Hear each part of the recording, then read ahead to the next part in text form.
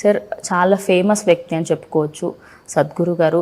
ఆయనకి నిన్న night brain surgery అయిందనగానే చాలామందికి ఇప్పుడు తలనొప్పి వచ్చినా కూడా టెన్షన్ పడేటువంటి పరిస్థితి అయితే తీసుకొచ్చారు సార్. మరి అసలు ఈ బ్రెయిన్ సర్జరీ ఏంటి, ఆ బ్రెయిన్లో నుంచి బ్లడ్ వచ్చింది అని చెప్పేసి అయితే అంటున్నారు. దాని గురించి కొంచెం ఎక్స్ప్లెయిన్ చేయండి సార్. నిజానికి ఆయన సర్జరీ అయింది 17వ తారీఖు. వివరాలు వచ్చిన బయటకు వచ్చింది, న్యూస్లోకి వచ్చింది నిన్న. అది ఒక మాట ఏం చెప్పాలంటే సద్గురు గారు ఎంతమందికి మంచి చేశారు, అయినా అతను కూడా ఒక మానవ మాత్రుడే. అంటే మనిషి అన్న వాళ్ళకి ఎవరికన్నా ఇలాంటి చిన్నవైనా పెద్దవైనా ఇబ్బంది రావచ్చు అని ఒకటి. రెండవది మనకు వచ్చిన కథనం ప్రకారం ఏమిటంటే మెదడులో వారికి బ్రెయిన్లో క్లాట్ తయారైంది. అది సబ్జోరల్ హెమటోమా అన్నారు. అంటే ఏమిటి, మెదడు పైన పొరలు ఉంటాయి, జోరా మ్యాటర్, ఆర్కనాన్ మ్యాటర్, పయా మ్యాటర్, 3 పొరలు ఉంటాయి. ఆ పైన ఉండేది అంటే పుర్రె భాగం వైపు ఉండేది జోరా మ్యాటర్ అంట. దీని కింద జోరా కింద బ్రెయిన్ పైన వచ్చేటువంటి రక్తనాళం సబ్ జోరల్, అంటే జోరా కింద వచ్చింది అని. దానివల్ల నిజానికి ఏమిటంటే అతనికి 4 వారాల నుంచి తలనొప్పి ఉంది. బిజీ షెడ్యూల్ ఉండడం వల్ల ఆయన పట్టించుకోవట్లేదు దాన్ని ఎలాగో నెట్టుకొస్తున్నాడు. ఇంకొకసారి మధ్యలో న్యూరాలజీని కన్సల్ట్ చేస్తే న్యూరాలజిస్ట్ దానికోసం మీరు టెస్టులు చేయించుకోవాలంటే దానికి కూడా నాకు ఏదో మీటింగ్ ఉందని అని వెళ్ళకపోవడం జరిగింది. చివరికి కొంచెం ఇబ్బంది ఎక్కువైన తర్వాత డాక్టర్ దగ్గరికి వెళ్ళారు ఢిల్లీ. సో దాంట్లో వానికి పరీక్షలు చేయగా బ్రెయిన్లో ఇట్లా రక్తం గూడు కట్టుకొని ఉందని దానికి శస్త్రచికిత్స చేయాలని చెప్పారు. శస్త్రచికిత్స విజయవంతంగా అయిందని వచ్చిన కథనం ప్రకారం తెలుస్తుంది. ఎంతమందికో మంచి చేసిన ఆయనకి మేలు జరగాలని మనం అందరం కోరుకుందాం. సార్ ఇప్పుడు అంటే చాలా మట్టుకి మనకి హెడ్ఏక్ అనగానే అంటే మహాశివరాత్రి రోజు ఎంతో హ్యాపీగా ఉన్నారు ఆయన. అసలు ఒక పెయిన్ ఉంది ఆయనకి అన్నట్టు మనకి ఎక్కడ వీడియోస్లలో కనిపించలేదు. ఆయన బోలా శంకర్ సాంగ్స్ కోసం ఎంతో డాన్స్ కూడా చేశారు. అటువంటిది జస్ట్ ఒక 1-2 వీక్స్ గ్యాప్లోనే హెడ్ఏక్ రావడము, దానికి సంబంధించి నెగ్లెక్ట్ చేసినందుకే ఇంత సీరియస్ అయిందని అనుకోవచ్చా సార్ మనం? ఇప్పుడు సబ్జోరల్ హెమటోమా గురించి కారణాలు వెతికితే ఒక 50%, 40 నుంచి 50% కారణాలు లేకుండా వస్తాయి. కారణాలు లేకుండా అంటే ఇప్పుడు చెప్తున్న కారణాలు ఏమిటి? ఏ కారణం లేకుండా పెద్ద వయసు 65-60 సంవత్సరాల పైన ఎవరికైనా కానీ ఏదన్నా, ఇప్పుడు మనకు పూర్తి వివరాలు తెలియవు వారి గురించి కూడా. రక్తము పల్చగా చేయడానికి వాడే మందులు ఉన్నాయి, ఎకోస్ప్రిన్, క్లోపిడోగ్రిల్ లాంటి మందులు.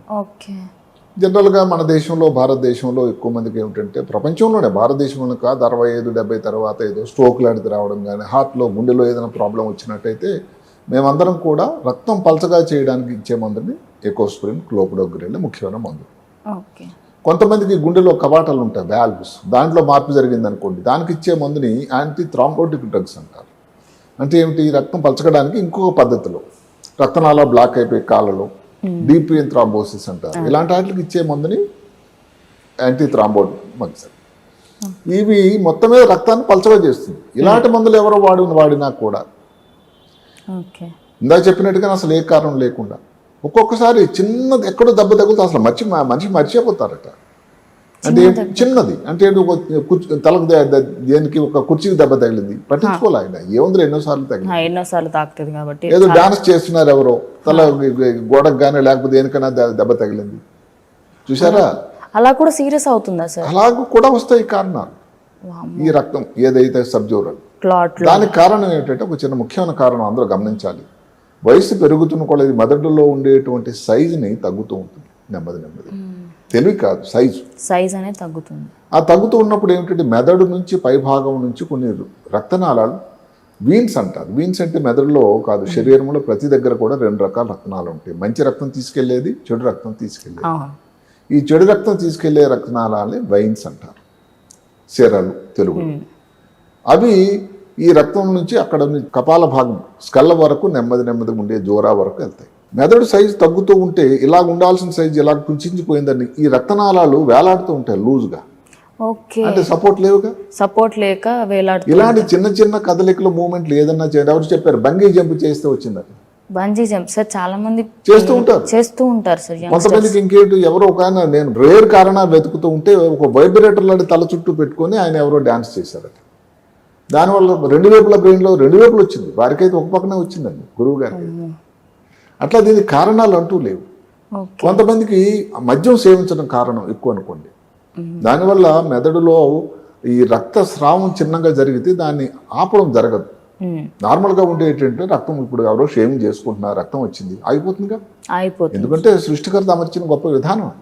దాంట్లో ఏదైనా లోపం వస్తే ప్రోటీన్ తగ్గిపోతే, అదే కాకుండా ముందు నుంచి చిన్నప్పటి నుంచి ఏదో కారణాంతరం పుట్టుకతోనే వచ్చిన కొన్ని వ్యాధులు ఉన్నాయి. హీమోఫిలియా అనేటి రక్తం పల్చగా ఉండేటువంటి వ్యాధులు ఉన్నాయి, కొన్ని ఫ్యాక్టర్స్ తక్కువ చిన్నప్పటి నుంచి. చిన్నప్పటి నుంచి ఇలాంటి ఇబ్బందులు ఉన్న వాళ్ళందరిలో కూడా ముఖ్యమైన ఏజ్ అన్నది ఏ కారణం వల్ల కూడా 100 మందిని మనం ఈ సబ్జెరల్ హెమటోమా వాళ్ళు చూసుకుంటే ఎక్కువ మందిని మగవాళ్ళలోనే, స్త్రీలలో తక్కువ. అంటే మీరు చెప్పిన కారణాలు చూస్తే అసలు వీటికి కూడా వస్తుందా అంటే చాలా మంది చేస్తుండే బంజీ జంపింగ్ అయితే ప్రతి యంగ్స్టర్స్ కి చాలా ఇష్టమైంది. అయితే ఏమిటంటే అది ఎలా ఉంటుందంటే మేము వైద్య శాస్త్రం ఎట్లా ఆలోచిస్తున్నాం అంటే పాయింట్ ఆఫ్ ఎక్స్క్లూషన్ అంటాం. అంటే ఏంటి 1 2 3 4 అని కారణాలు ఆలోచిస్తుంటాం. తలకు దెబ్బ తగిలిందా లేదన్నాడు, ఈ రక్తం పచ్చగా వాడేట మందులు వాడారా లేదు, ఇలా కొన్ని కారణాలు వెతుకుతూ ఉంటే ఏదో 30-40 సంవత్సరాలు 60 సంవత్సరాల వయసు కాదు, గుండెలో ఏం ఆపరేషన్ కాలేదు, కానీ బ్రెయిన్లో క్లాట్ వచ్చింది, ఎందుకు వచ్చింది అని వెతుకుతూ ఉంటే ఈ బంగీ జంప్ వల్ల వచ్చింది అని. ఆ టైంలో ఏం జరుగుతుంటే మెదడు కదలిక ముందుకి వెనక్కి టక్కుని సడన్గా అవి జరుగుతూ ఉంటుంది, దానివల్ల కూడా వస్తుందని చెప్తాను. ఓకే. అంటే సార్ సద్గురు గారికి సిమ్టమ్స్ ముందస్తుగా తెలిసినవి కానీ అంటే హెడ్ఏక్ ఒకటి ఆయనకు సిమ్టమ్ అని చెప్పారు. మనం చూసినప్పుడు న్యూస్లో ఎక్కడ విన్నా కూడా హెడ్ఏక్ ఎక్కువ వచ్చింది, ఆయన నెగ్లెక్ట్ చేశారు కాబట్టే ఇంతవరకు వచ్చింది అంటున్నారు. అంటే ఇప్పుడు చాలామందికి మైగ్రేన్స్ ఉంటాయి సార్. మైగ్రేన్స్ని మనం ఇప్పుడు చాలామంది అంటే ఒక మనిషి ఇట్లా స్థుతితో పోతున్నంత పెయిన్ ఉంటుంది అంటారు. మరి దాన్ని కూడా సివియర్గా అది వెళ్ళి ఇంకా ఈ స్టేజ్ వరకు వచ్చే అవకాశాలు ఉంటాయా సార్? మరి ఇప్పుడు మైగ్రేన్ అనేది రెండో అంశం. ఇప్పుడు వీరికి వచ్చినటువంటి తలనొప్పి గురించి ఆలోచించుకున్నట్టయితే నేను చెప్పేది ఏమిటి, 60 నుంచి 65 సంవత్సరాలు పైబడి ఏ వ్యక్తి కన్నా ఇలాగే తలనొప్పి ఉంటే పరీక్ష చేయాల్సిన అవసరం 100% ఉంది. ఎందుకంటే అది ఎలా ఉంటుందంటే ఏం లేదు అని కన్ఫర్మ్ చేయడం ఎంత ముఖ్యం అంటే ఏదో ప్రాబ్లం ఉంది దానికి వైద్యం చేయాలన్నది కూడా అంతే ముఖ్యం. అదే కానీ ముందే కానీ స్కాన్ చేసినట్టయితే తప్పకుండా అప్పుడే కనబడేది, అప్పుడే తెలుసు. ఈ క్రానిక్ సబ్జెరల్ హెమటోమా గురించి అంతా గ్రహించాల్సింది ఏమిటంటే ఎప్పుడో 4, 5, 6 వారాల క్రితం తలకి ఏదో చిన్న గాయం కన్నా అసలు ఏ కారణం లేకుండా అప్పుడే తలనొప్పితో మొదలవుతుందండి. అయితే తలనొప్పి అనేది సర్వసాధారణమైంది. తలనొప్పి వచ్చిన వాళ్ళందరికీ బ్రెయిన్లో క్లాట్ ఉందో మనం చెప్పకూడదు కదా, అనలేము కదా సార్. Correct point. ఎవరికైతే తలనొప్పి ముఖ్యంగా ఎక్కువగా ఉండి ఇబ్బంది పడుతున్నారో బాలలో మాత్రం ఆ వయసులో ఉండి సరే మిగతా నేనైతే కారణాలు చెప్పాను ఉండేటట్టయితే ఇది ప్లేట్లెట్స్, యాంటీ ప్లేట్లెట్స్ మందులు, యాంటీ కోయాగులెంట్స్ అనే మందులు ఇలాంటి వాడుతూ ఉంటే మాత్రం చేయాల్సిన స్కాన్ సిటీ స్కాన్ కానీ ఎంఆర్ఐ కానీ, ముఖ్యంగా ఎంఆర్ఐ తాలూకా ముఖ్యత చాలా ఎక్కువ ఉంటుంది, అవసరం 100% ఓకే సార్. అంటే సద్గురు గారు చాలామందికి ఇషా ఫౌండేషన్లో ఎంతోమందికి క్యూర్ చేశారు ఆయన్నే. అటువంటిది అంటే ఆయనకి ఈ సిచ్యువేషన్ వస్తుంది అని ఎవరు ఎక్స్పెక్ట్ చేయలేదు. బికాస్ ఒక సడన్ షాకింగ్ న్యూస్ అని చెప్పుకోవచ్చు ప్రతి ఒక్కరికి. మెడిటేషన్ చేస్తారు, అసలు ఎలాంటి టెన్షన్స్ యాంగ్జైటీస్ ఉండకుండా ఆయన మాట్లాడే విధానంలోనే అర్థమైపోతుంది. అంటే మరి ఇంతవరకు రావడానికి ఏజ్ ఒకటే మెయిన్ ఫ్యాక్టరా సార్? అంటే ఇంకేమైనా మైండ్లో బాగా స్ట్రెస్ ఉంటే వస్తుందా ఇటువంటి? ఎక్కడ నేను చదివిన కారణాల్లో స్ట్రెస్ వల్ల ఈ క్లాట్ రావడం అన్నది నేను చదవలేదు. ఓకే. ఇప్పుడు ఒక కారణమే మనకు ముఖ్యంగా కనబడుతుంది 66 ఏజ్ ఒకటే. ఓకే. అదే కాకుండా మనం ఈ కార్యక్రమం స్టార్టింగ్లోనే ఒక మాట చెప్పాను నేను, 40 నుంచి 50% ఏ కారణం లేకుండా వస్తుంది. వచ్చింది నిజం, వచ్చిన తర్వాత లక్షణాలు మీరు చెప్పిన తలనొప్పి కాకుండా ఇంకేదైనా గంటలో చూపు తగ్గడం కానీ, ఒక కాలు చేయ వీక్ అవ్వడం కానీ, మాటలో తేడా రావడం కానీ, అంతవరకు ఎందుకండి. 65 సంవత్సరాల తర్వాత కొంతమందిని ఎలాగ తలనొప్పి అంటూ ఉండి ప్రాబ్లం ఉంటే వాళ్ళకి ఏదో మతిమరుపు వ్యాధి వచ్చింది మర్చిపోతున్నాడు, లేదంటే స్ట్రోక్ వచ్చింది అందుకు అనుకుంటారు. స్ట్రోక్, బ్రెయిన్ ట్యూమరు, లేకపోతే డిమెన్షియా అన్నది దీంతో మిస్ అవుతూ ఉంటారు. కాబట్టి పరీక్షలు ఈ రోజుల పరీక్ష విధానాలు సిటీ స్కాన్, ఎంఆర్ఐలు ప్రతి ఊర్లో, ప్రతి జిల్లా హెడ్ క్వార్టర్స్లో, తాలూకా హెడ్ క్వార్టర్స్లో సిటీ స్కాన్ తెలంగాణ రాష్ట్రంలోనే ఉన్నాయి. కాబట్టి ఆ పరీక్షా విధానాన్ని ఉపయోగం తీసుకోవడం అనేది చాలా ముఖ్యం. ఓకే. సో సార్ అంటే ఇప్పుడు సద్గురు గారికి అయినటువంటి సామాన్యుల్లో కూడా అయ్యే అవకాశాలు ఉంటాయి. సో సిమ్టమ్స్ ఎలా ఉంటాయి సార్? అంటే ముందస్తుగా మనం గుర్తుపట్టేటట్టు ఓకే ఇప్పుడు స్కానింగ్కి వెళ్ళాలి, ఎందుకంటే చిన్న వయసు వాళ్ళకు కూడా వచ్చే అవకాశం ఉంది అంటున్నారు కాబట్టి ఏజ్ ఉన్న వాళ్ళు ఇక్కడ చిన్న మాట ఏంటంటే చిన్న వయసులో క్రానిక్ సబ్జెరల్ హెమటోమాలో 2 రకాలు ఉంటాయి. ఓకే. క్రానిక్ అని ఎక్యూట్ అని. ఎక్యూట్ అంటే తలకి అప్పుడు దెబ్బ తగిలి పెద్ద గాయం తగిలి ఓకే అప్పుడే వస్తుంది. చిన్న వాళ్ళలో క్రానిక్ సబ్జెరల్ హెమటోమా రావడం అనేది చాలా చాలా చాలా అరుదు. ఓకే. ఎక్కువ శాతం 60 నుంచి 65 పైబడిన వాళ్ళలోనే వస్తుంది. దానికి కారణం కూడా మెదడు చిన్నగా అయిపోవడం వల్ల కారణం అని చెప్పాను. ఓకే. లక్షణాలు మీరు అడుగుతున్నారు, తలనొప్పి, ఒకవేళ వాంతులు ఉంటే వాంతులు, మర్చిపోవడం, జ్ఞాపశక్తి లోపం, నడకలో తేడా రావడం, మాటలో తేడా రావడం, ఓకే. కంటి చూపు ఏదైనా తేడా రావడం, ఇవి లక్షణాలు సబ్జ్యూరల్ హెమటోమా కోసం. ఇప్పుడు కుడి పక్కనే కానీ వచ్చింది అనుకోండి, ఎడం కాలు ఎడం చెయ్యి వీక్ అవుతుంది, బ్రెయిన్లో అలా ఉంటుంది. ఎడం పక్కన కానీ ఇబ్బంది వస్తే దానికి కాలు కుడి చెయ్యి, మాటలో కూడా తేడా వస్తుంది. కానీ సార్ మీరు అంటే ఇది నా పర్సనల్ క్వశ్చన్ చెప్పుకోవచ్చు, మీరు అంటున్నప్పుడు అనిపించింది అంటే ఇప్పుడు మా తాతయ్య ఉన్నారు, ఆయనకు మతిమరుపు, అంటే ఏదైనా చెప్పగానే మర్చిపోవడము, లైక్ ప్రతి ఒక్కరు మర్చిపోతారు చూస్తాం సార్. చాలామంది అట్లీస్ట్ 50 దాటారు అంటే మెయిన్ సిమ్టమ్స్ ఇవి అంట, కంటి చూపు మందగిస్తుంటే ఆ ఏజ్ అయింది కదా అంటాం, కానీ ఎప్పుడూ కూడా డాక్టర్ దగ్గరికి వెళ్ళాలి అనే థాట్ రాదు సార్. మరి ఇప్పుడు ఈ వీడియో చూస్తున్న వాళ్ళకి మీరు ఏం చెప్పాలనుకుంటున్నారు? నేను అందరిని భయపెట్టే ప్రయత్నం అయితే చేయను. కరెక్టే సార్. తలనొప్పి వచ్చినంత మాత్రాన, లేకపోతే ఏదో జ్ఞాపశక్తి తక్కువ అవడం వల్ల బ్రెయిన్లో క్లాట్ ఉంది కానీ, లేకపోతే బ్రెయిన్లో ట్యూమర్ ఉందని చెప్పడం అనేది పద్ధతి కాదు. మన ఆలోచన కూడా ఈ కార్యక్రమం ద్వారా కాదు. అయితే ఒక్క లక్షణమే కాకుండా దానికి తలనొప్పి ఉంది, దానికి తోడు మతిమరుపు, ఈ 2 లక్షణాలు. ముందు మాదిరి యాక్టివ్గా లేకపోవడం, ఏదో పని ఇంతకుముందు చేసుకుంటే వాడు తనంతా తాను పని అన్ని మర్చిపోతున్నాడు ఈ మధ్యన.